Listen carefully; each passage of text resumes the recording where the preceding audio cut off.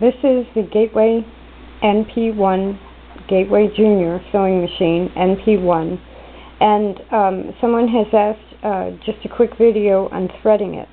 Now there are a couple of things that you need to know to get this to sew correctly, and it does involve threading.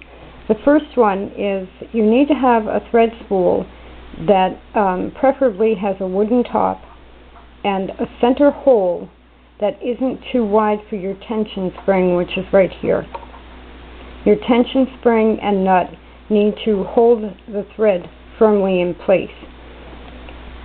You're going to place the spool of thread on there so that the thread leads from the right.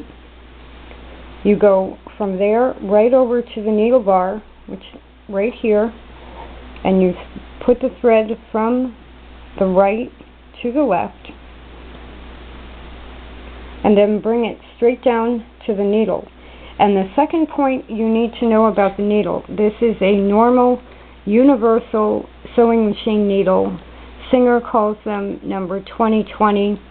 They used to be called 15X1. And these needles have a flat side to the shank, which is the part that goes up into the machine.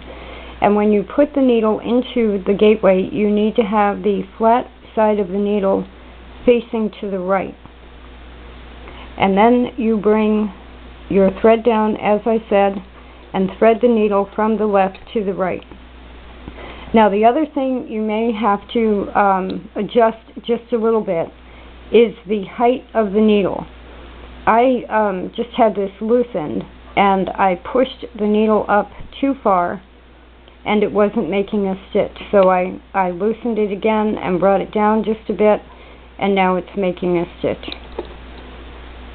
And you want to make sure your presser foot is down, and the fabric will turn if you don't hold it with your hand, but I'm holding the camera right now.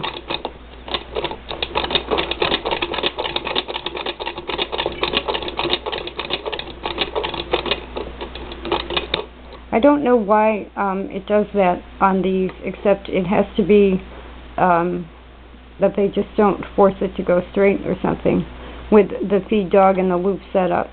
But normally I'm holding the fabric anyway to have the fabric go straight.